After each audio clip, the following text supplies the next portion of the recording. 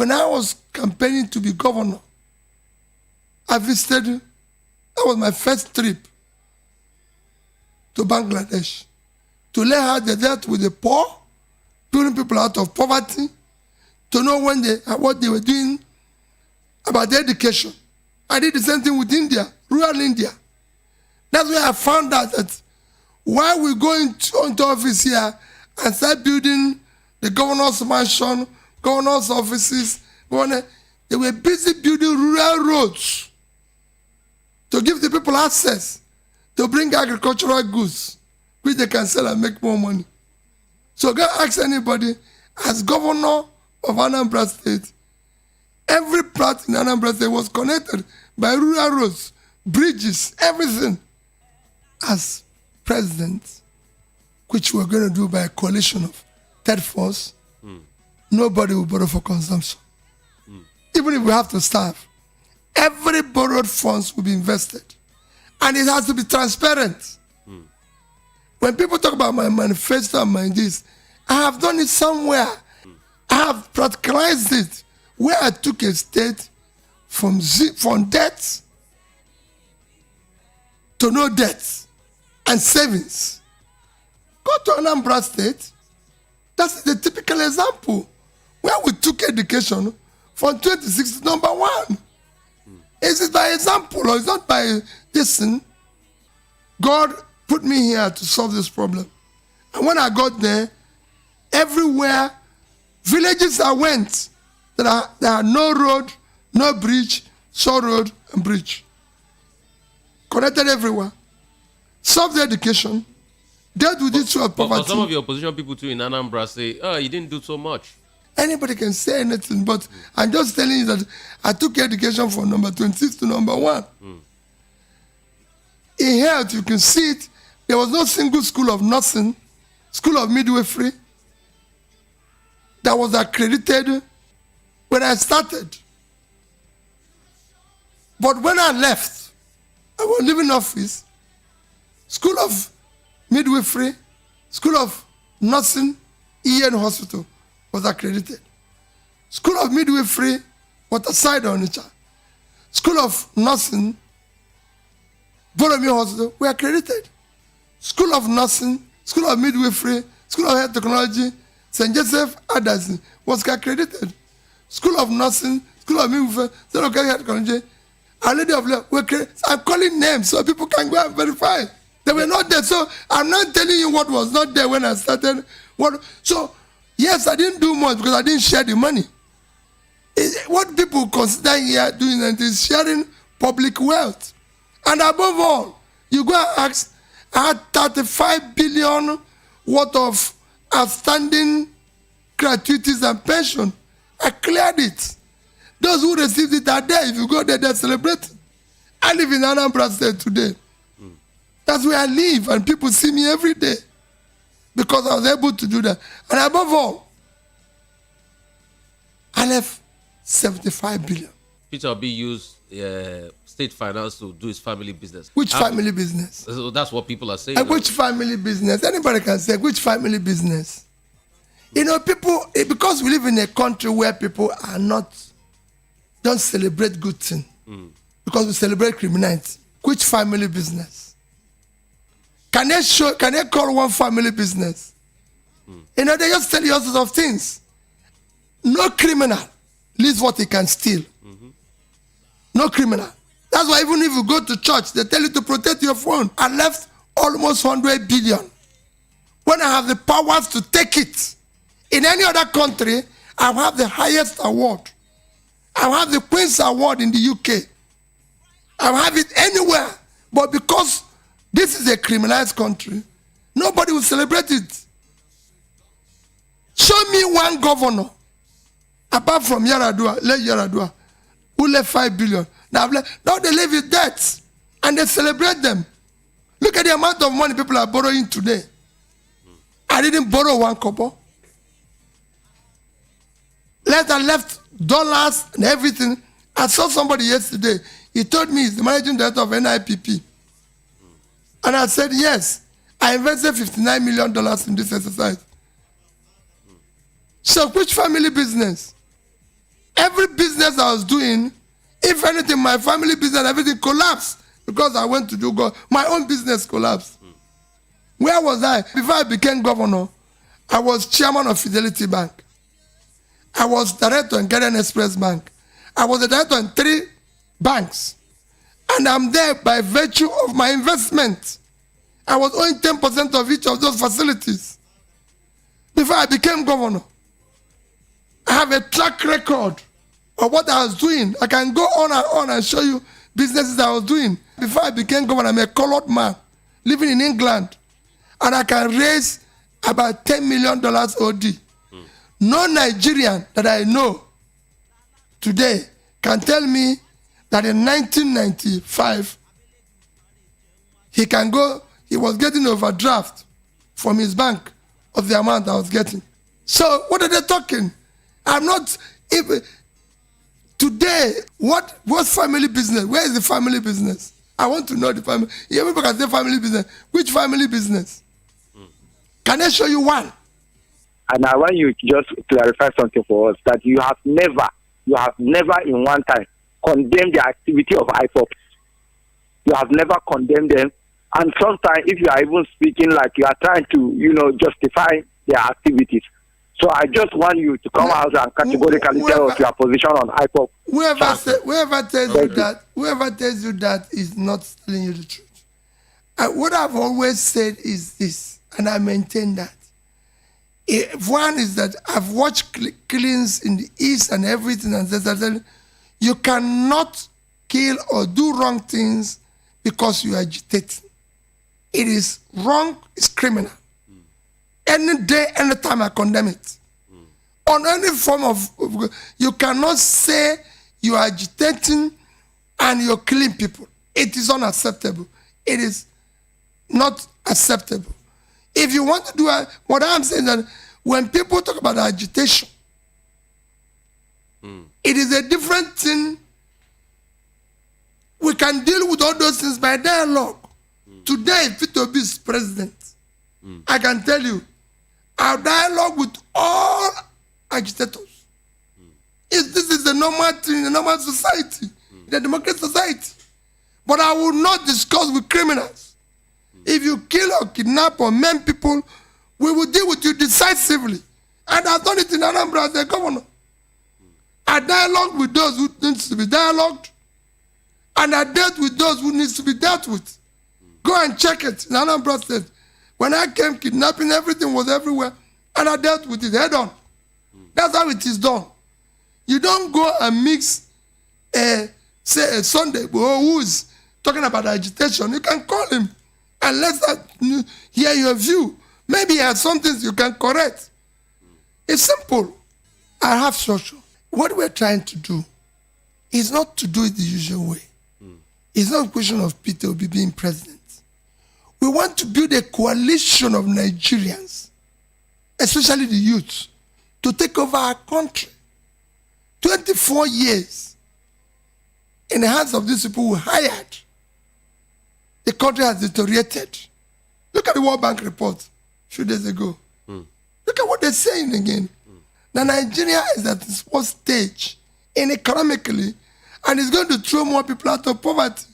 So after 24 years, the people we hired have thrown millions of Nigeria. In 1999, when this journey started, about 60 million Nigerians or thereabout are living in poverty. 24 years after, they've doubled the poverty number of people. So it is time to ask these people who hired to go, no matter which side they are coming from, because they are the same people. So we need to now get a team of Nigerians, the youth, civil society, everybody together and say, let's come in and work together as a family to take back our country. So Peter Obi is not going to be your usual president where you stay one place and be given order. We want to build a coalition to save our country because they've run it aground. That's why I'm mobilizing all Nigerians. Those people who are being paid money to vote, are only doing one thing. They are committing suicide. For me, the structure I have today is we have 100 and something million living in poverty. Do you want to continue living in poverty, or do you want to save your life? The structure is those unemployed youths that are being arrested every day, even for owning a laptop, when other countries are giving their people laptop. Do you want to continue be in this circumstance? Those people who are being owed pension and gratuity and are coming every 4 years to give you 10,000, 5,000, do you want to continue like that? Or do you want your gratuity and pension paid as and when due? The lecturers who are not paid, the students who are not in school, it is for them to decide. May God make these people who are collecting money to vote to see reason why they should not do so. You are talking about what I did. You heard somebody saying that the only university that is not shut down today is Anambra State University because of what Peter Obi did. That's what I was going to do. They have a school. It's an abomination in a country that did not meet up to a quarter of high school intake to shut it down for months. My business is to say, this is what I will do. And then judge me from where I was heard before. Of all the people who are contesting today, nobody, I can say categorically, comes with my background. I'm a businessman, a trader who started business small and built a business. I've been in the corporate world. I've been around. I've been governor. They have passed through the same trajectory. Let them show their record and say, we've trusted you with this. The problem in Nigeria is management of our resources. These people have all been entrusted with the resource management. How did they manage it?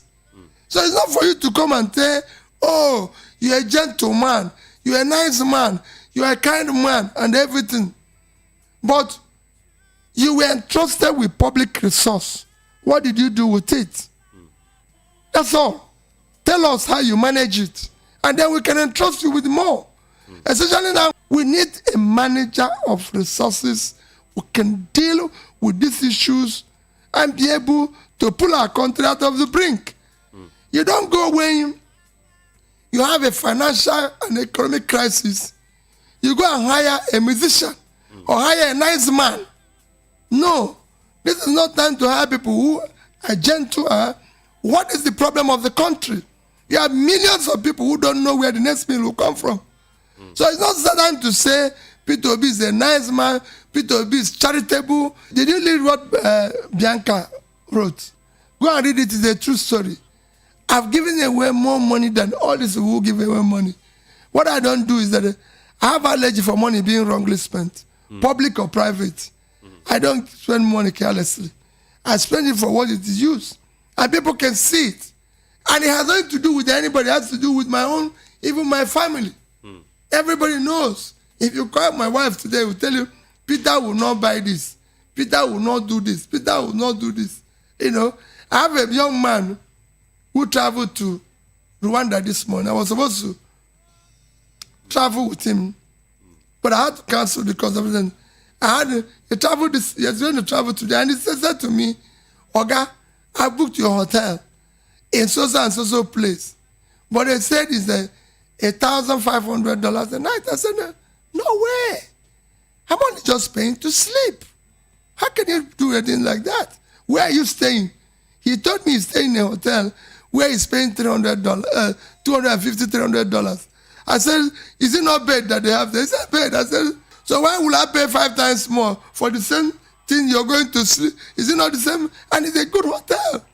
Money is meant to be used for something that is useful. You read Bianca's thing, how I got to America. We were going for dinner. He asked me that he took me to a place. Nice. It's my wife of my boss. So I see her as my mother. So he took me to a shop like the mother would take his son. And when he got there, it's the wife of my leader. And when I got there, We saw a suit for $300,800. And I told her, I said, what for? It's just a suit. Am I going to wear the price tag on it? Yeah. We could go to another place, bought one good one for less than $250, and I went to the same place, and nobody said notice. Everybody still told me, you have got a good suit. But when I was leaving, he told me about somebody who didn't have problem. So I gave him the difference between the suit I bought and the one we saw. Because that money was meant for that purpose. Since I left government, I've been to over 200 secondary schools, hospitals, and everything.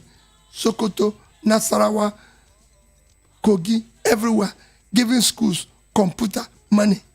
That's what it is meant for. If, for example, federal government agreed 2009, that was the same time I had the same issue, and we negotiated. They came to me and said, this is the amount we need in our state university. I said, no, I can't afford it. This is what I can pay. And we have been paying it gradually. If the government of Nigeria have been paying that money, maybe not in full, but gradually, we won't be there. But for you to sign an agreement, just like what happens with our government. This is the only country government signs a contract with people and go away. I know a state where a governor bought a vehicle, that's the traditional rulers, got all the chieftaincy title, and he was waiting for those vehicles for over 4 or 5 years. Go and ask everybody, from Innocent to Cross Carries to Globe Motors to everybody that bought vehicle from. I paid them up front. You've seen Innocent say it every day. Go and ask those that bought furniture from. Ask those that bought computer from. That's what government does. Government is the big spender. You pay people to support their businesses. No contractor, no supplier was owing the day I left office. Talking about issue of structure, which we talk of federalism, is only 2 federating units, federal and state.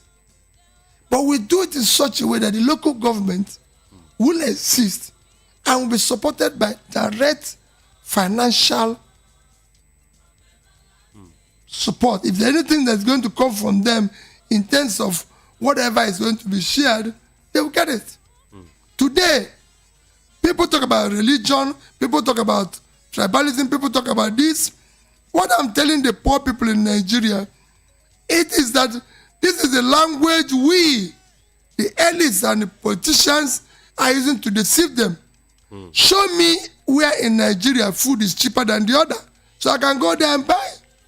Okay. Show me where there's good roads for Muslims, so I can drive past it, or where there's good roads for Christians.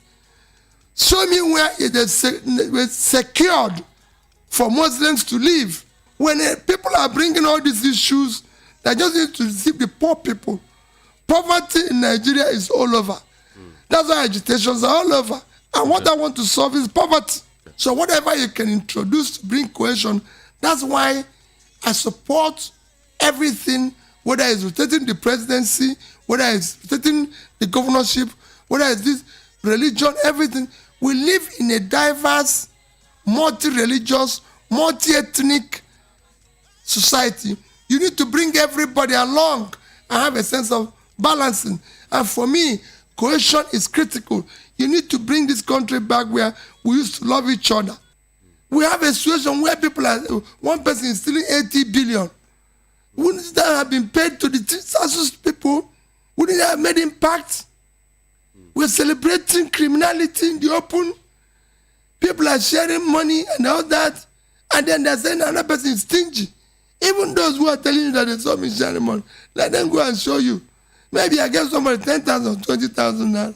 But people are sharing even foreign currency that we can't even find for those who want to import goods that they need for critical areas, spare parts and everything. You cannot get. You can't move by transport to anywhere. In this, it's so expensive. Nigerians can't even travel. So we need to make the country productive. That's why I said we'll move from consumption to production. But those who are holding it hostage refused.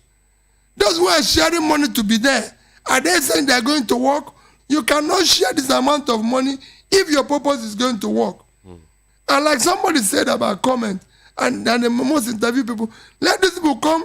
The way campaigns are done all over the world is by people going around every corner of the country, talking to people, saying the same language every day. But here is the only place we vote people. They're not talking. They're not doing this thing. They're not telling you to verify. If it was a governor who served before, he didn't tell you the amount of money he was owing when he left. Go and look at how I did appointment in Anambra State. Go and look at how I've appointed people in organizations where I have interest. I have never appointed people based on political or other association. It is based on competence. You have, even if you have other things you want to do to reward those who are close to you, there's so many ways you can do it, but government is all about reward. If you build a better society, those who are close to you will benefit, because if they have business, their business will thrive. So all this thinking you are rewarding, you can't reward a competence. You can't reward failure. Because if you're going to give somebody who is not qualified to do a job, all of you are going to fail. I didn't do it in Anambra State. I had people based on competence. I had them based on their capacity to deliver. And that's what I'm asking Nigerians to do with me. And he talked about corruption. I have a different view about the way we fight corruption. Totally different view. First, if you, the person who is in charge, is not yourself corrupt, your family and the people around you are not corrupt and stealing, you reduce it by 70%. So for me, I will spend my time where I devote 10% to the past,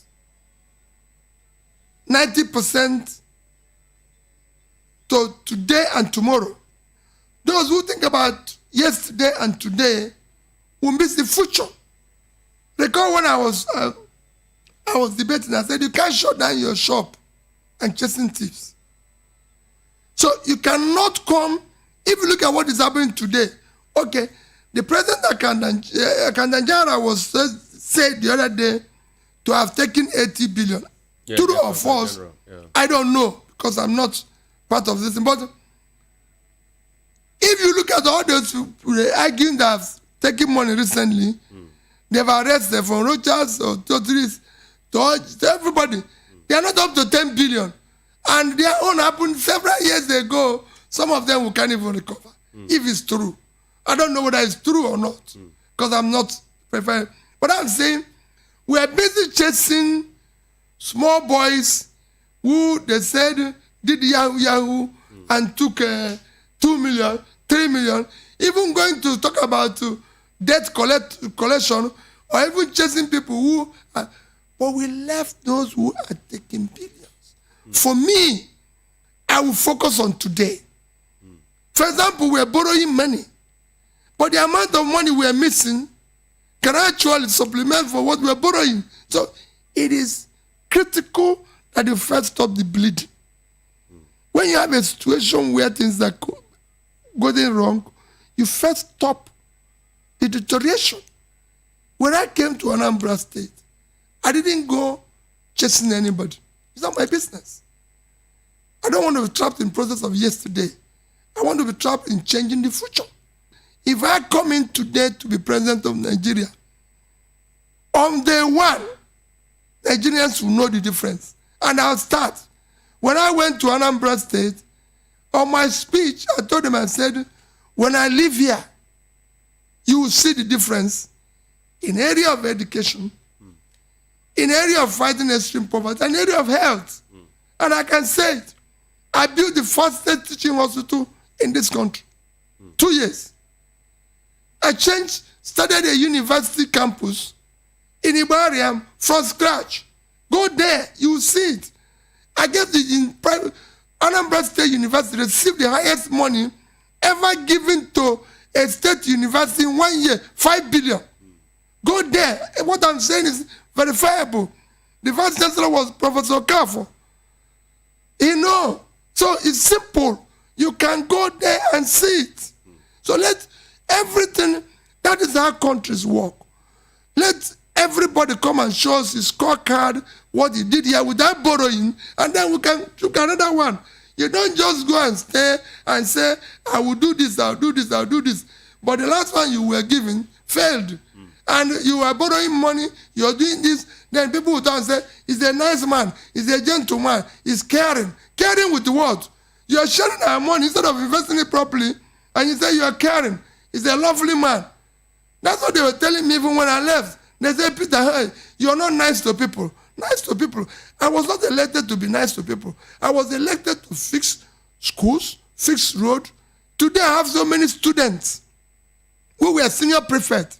When I was governor, they had my phone number. We were connecting. I had said, if you make first class, as an Anambra person, I'll give you 1 million naira. I paid for over 500. They are alive today. Not to share money to people who have added no value. It's a very sad situation. We need to fix the facilities there. Go and ask people what happened to me as a governor. I visited the hospitals in Anambra State.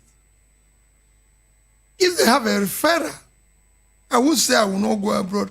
If it is impossible for the doctors here, and they said you need to go to a particular place, that's a different thing. But I disagree. Even to today, when I'm not in office, yeah, I'm sure you've seen it online and everything. I visited hospitals in Onitsha. It will shock you. I had a test in the UK. I used to live in the UK, so I have facilities and insurance. I had a test in the UK. I just go normally health test. They didn't discover anything. I went to do tests in Onitsha. The reverend sister that did test told me to go and investigate this more. That's how I went to investigate it, and they said, we need to do a procedure to remove it. So, this is why people do, before they say, I'm going to India, I'm going to Japan. It's not necessary. The only way to show that you're serious or you've done something is I said, I left money. Before I can take that money, in terms of anything, nobody asked me. We didn't discuss with anybody. Nobody pressurized me, Peter, you must save money. I chose to save. And it's there. Ngozi Wala pleaded for us to save money as a country, as governors, as everybody. Everybody refused. Go and read his book. It was only Peter Obi who insisted on savings. I was only supported by Governor Moke. The rest said, no. You have poverty problem. You need to put people out of poverty. Again, go to Anambra State, you see it. And I'm a businessman. I started from micro. So I know that to put people out of business, you have to re-engineer, fund and support micro, small businesses. It's simple. The subsidy itself is fraud. Because the quantum of consumption in which you are subsidizing is it has not been verified. It's not something that you can say, there's no way we can consume that quantity in an unproductive country.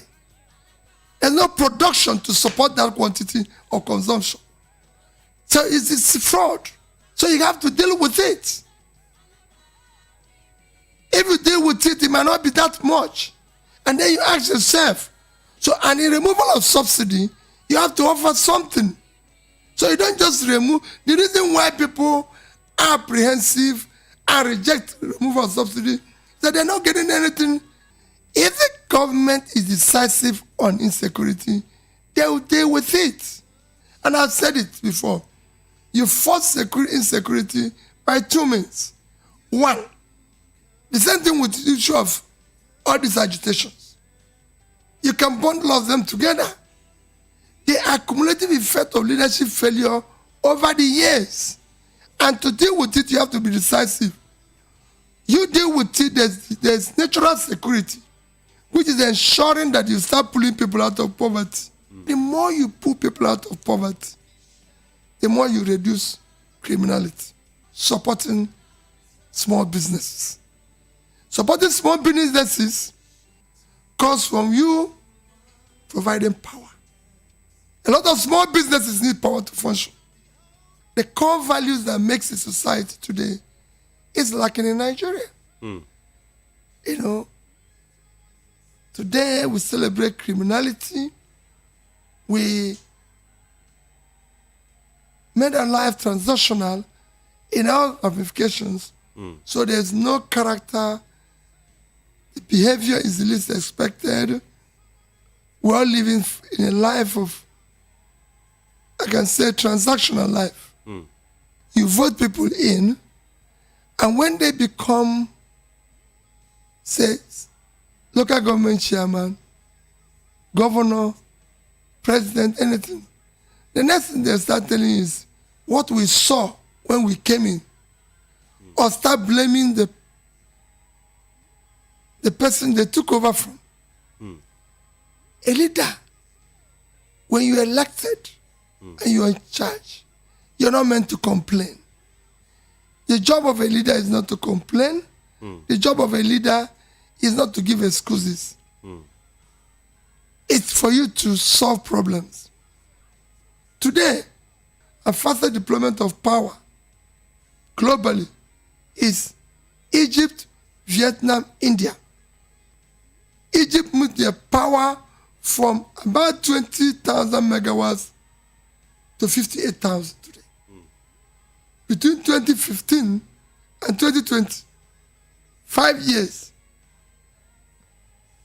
Nigeria as a country was able to generate in the 60s over 1,000 megawatts. 50, 60 years after, they cannot generate above 4,000. That shows a crisis. When these people could, in 5 years, increase their power generation by 30-something thousand, it's easy, within a period of 5 years, to move power generation, distribution, transmission in 5 years from where we are today to 15,000-20,000. Nigeria needs at least 1 million police. When you talk about restructure, you're talking about, say, police. Every governor will be in charge of his police, even the national one. If we take a police commissioner in a state, the governor will be in charge. If he doesn't want the police commissioner, he will go. That has been done in Nigeria before. It's not going to start now. Under Obasanjo and Yaradua, I was able to change my police commissioners. Remember, I said I moved it from sharing formula to production formula. They're not going to be done overnight. There are things that will be gradual. There are things you can do immediate. There's no reason why a state governor should not be in charge of security and holding responsible. Even if you're going to give him federal police and he has state police, a combination of two of them, because security is very, very critical. We must secure the country. Look, we must force free and fair elections on INEC and Tinubu in 2027. We must force it. If we don't force it, then forget it. No need for any elections. The only option, and it's clear that Tinubu wants to continue beyond 2027 as president of Nigeria. He wants to. And he knows it, that in a free and fair election, he doesn't stand a chance. So the signs are there. He's not interested in a free and fair election. So if any candidate, Peter Obi, whether acting as an individual candidate or in a coalition, if he's to have a chance to be sworn in, if he's to prevent being rigged out again, then we must force free and fair elections on INEC. Electoral reforms alone will not do it. There are 4 solutions that we can use to force INEC to conduct free and fair elections. 4 solutions. I'll leave links to the 4 solutions in the description. These 4 solutions, if we implement them even 50%, then rigging in election in Nigeria will be a thing of the past, gone and forgotten. Not even a 5-in-1 Tinubu will be able to rig 2027. Yes, 5-in-1 Tinubu. And I'm talking about Tinubu being the presidential candidate of the APC, Tinubu being the INEC chairman himself, Tinubu being the head of thugs and agberos, Tinubu being the head of the judiciary, and Tinubu being the head of the security agencies. These are the 5 elements that you need to successfully carry out rigging in Nigeria. Now, if we put these 4 solutions into play, a 5-in-1 Tinubu cannot rig elections, because these solutions, they guarantee 100% election transparency. And that is the foundation for free and fair elections. Let's not get distracted. Tinubu knows he can't win a free and fair election. He knows. It doesn't look like he's planning to have free and fair elections. Just take a look at what he's doing with INEC. Take a look at what he's doing with the governors. Take a look at what he's doing in Nigeria. He knows his only option, if he wants to remain in power beyond 2027, now to rig. Now there is the issue of, coalition. I am happy that the coalition is taking shape. Finally, Peter Obi has come out to announce that he is for the coalition. In fact, he has even openly declared his willingness to do only 1 term so that power can return back to the North after 2031. He has declared that willingness. And he has also declared willingness to work with El-Rufai. And I believe that will be a game changer. That improves his chances a lot.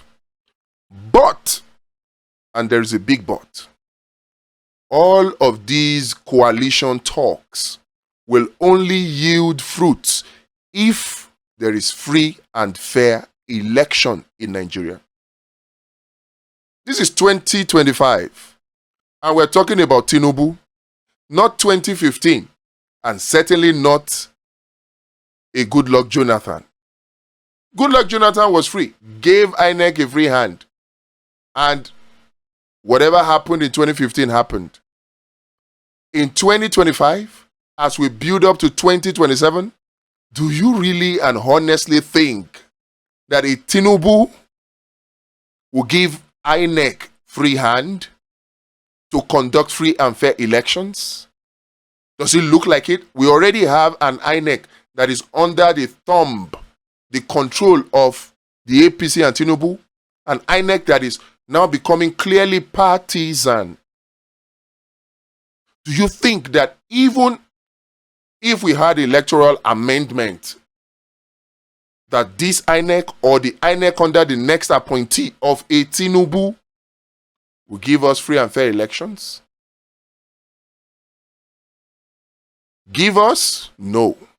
Can we take it? Yes. We must force free and fair elections on INEC and on Tinubu in 2027. And there are 4 solutions to do just that. But we can only do it if we do it together. This is not the time to be acting individualistic. No. This is not the time to bother yourself. Oh, is it my solution? Even if you want to build your solution, we will support you. But make sure that it is along these 4 lines. We are de-weaponizing poverty. We are de-weaponizing impunity. We are de-weaponizing political parties. They have been weaponized. And we are de-weaponizing voter apathy. So along these 4 lines, we must act to make sure the 2027 election is free and fair. So what are the solutions? First and foremost, electoral reforms. Yes. But after we get electoral reforms, is that the end? The answer is no. We must take it a step further. In fact, 3 steps further. We must add parallel, electronic, real-time polling unit results transmission, collation, and display. Real-time. Parallel to whatever we can get INEC to do. Parallel. We have the application. It's Election Watch. But we need the people, polling unit marshals. How many polling units do we have in Nigeria? 189,000. Round that off to 200,000. Multiply it by 3. So we have at least 3 polling unit agents per polling unit. And each of these polling unit marshals will enter the results from the polling units. And immediately, election closes on election day. Immediately. I'm not talking about 1 hour later. No. Immediately, election closes, results are counted from the polling unit. We have the result for the whole Nigerians to see on our web portal. We have it. But we must work together to achieve this. We need you to volunteer to become a polling unit agent. This is not a partisan solution. It is not. This is not, oh, I am APC, I am PDP, I am ADC. No. This is a solution for all Nigerians. This is not a, oh, I am Obidient, oh, I am Showore, I am, no. Any serious candidate, any serious Nigerian that is contesting against the APC in 2027, any serious Nigerian that wants a new Nigeria that works for everybody, must, as a matter of necessity, support the solution and volunteer as a polling unit marshal. The application is already developed. We're testing it. We need you to volunteer so that we can put these measures in place. Like I said, if we have these 4 solutions in place, Election Watch being just one of them, it won't matter that Tinubu is 5 in 1. He will lose.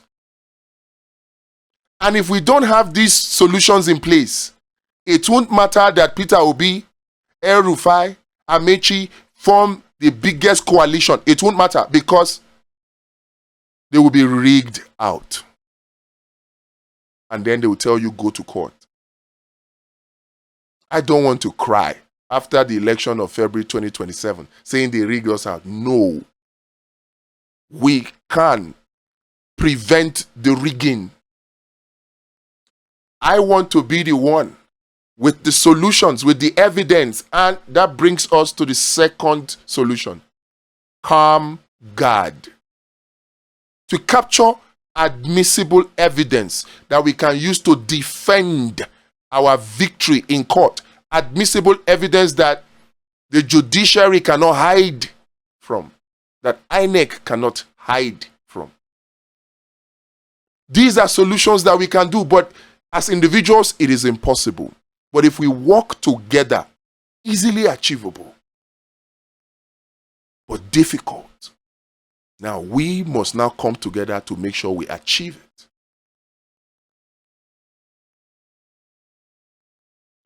Tinubu knows that his only option to continue beyond 2027 is to rig. And he's not hiding it. So if anybody is serious about in Nigeria that works.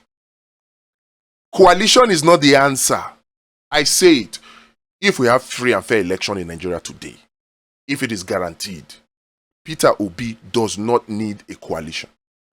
He doesn't. He will win. Tinubu will lose. I've said it. If free and fair election is guaranteed in Nigeria and you bring a goat, you wear agbada on the coat to contest against Tinubu, he will lose. And that's why Tinubu is not planning to give you free and fair elections. The signs are there. But we can resist it and defeat whatever rigging arrangement they put in place. They are planning for rigging on election day. But do you know what? They are taking it beyond that. They are planning for rigging leading to election day. Do you know that there is a type of rigging that takes place before election day even comes? That is where you have weaponized poverty, weaponized impunity, weaponized political party. These are tools to rig election before the election even starts.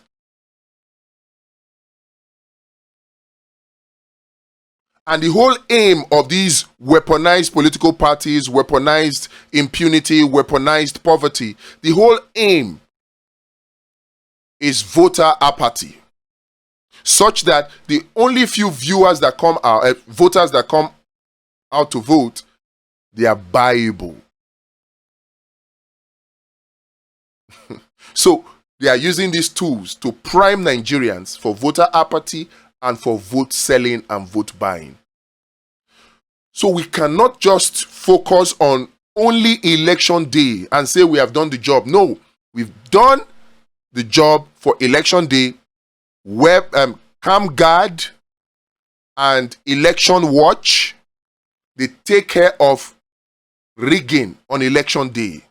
But you see, Well Fund,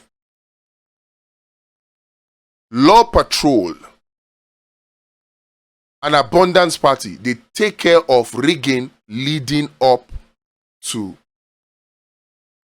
the election day. And we must take both of them together to completely eradicate rigging in 2027. Well Fund is a tool to de-weaponize poverty in Nigeria. It is a scheme that helps Nigerians to fish, not simply give them fish. You've heard it. Give a person a fish, you feed him for the moment. The next moment he's hungry, there's nothing you can do because you don't have infinite resources. But teach him to fish, you have fed him for life. Now, if you take it further and you help him to fish, you have fed a whole country. That is exactly what Well Fund seeks to do. Financial support for feeding in exchange for participation in agricultural food production. Well Fund will not only empower Nigerians, put food on their table, it will reduce the cost of food and increase our hard currency earning from food because food will be surplus within a very short time with Well Fund. And when you have a people that are empowered, they won't sell their vote for 500 Naira or 1,000 because they know from Well Fund they get way more than that. So Well Fund will help to de-weaponize poverty. Weaponized impunity will be handled by Law Patrol. Law Patrol will take care of weaponized impunity leading up to the 2027 election. And then Abundance Party is the tool to de-weaponize political parties. Right now, political parties have been weaponized. Even if you look at the so-called coalition right now, it is the same recycled old politicians that are forming this coalition. Yes, I will be okay with it if somebody like a Peter Obi can emerge as a presidential candidate, but it only takes care of the presidency. What about those at the National Assembly, those in the state, those in the local government? The political parties as they currently exist in Nigeria have been weaponized against credible candidates.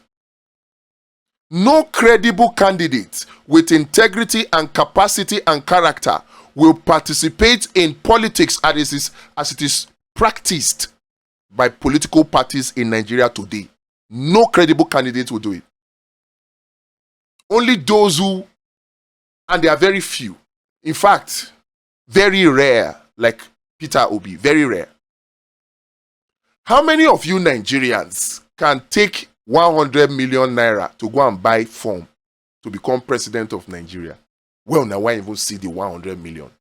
How many Nigerians have 100 million naira today?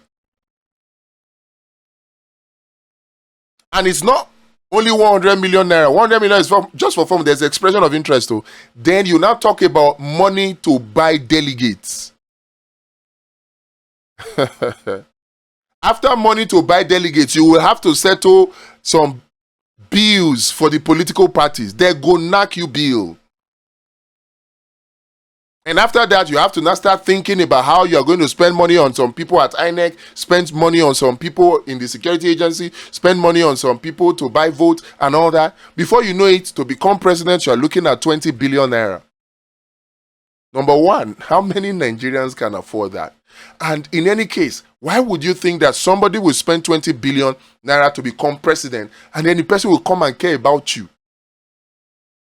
When his official legitimate salary is not up to even 100 million or 1 billion. He must steal. So the political parties as they currently exist have been weaponized against Nigerians. So we must de-weaponize political party, and a tool to do that is the Abundance Party of Nigeria. These are the tools. But the one that is very critical right now is the election day solution to stop rigging. And that's Election Watch, which needs you to volunteer to become a polling unit marshal. It's at no risk to you.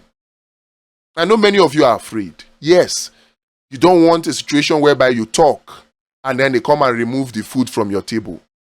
I can understand that. But this does not put you at risk. You are not at risk of being shot. You are not at risk of losing your source of livelihood. No risk to you. But at the end of the day, you stand to benefit from a Nigeria that works, where you will be able to earn much more than you are earning today. So no risk.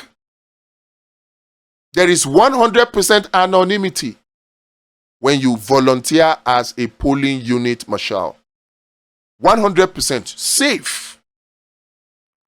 But the impact of your action will be felt years to come, because it will birth a new Nigeria that works for all of us. Join us to accomplish this task. The links are in the description. We are testing it right now. Help us to test it.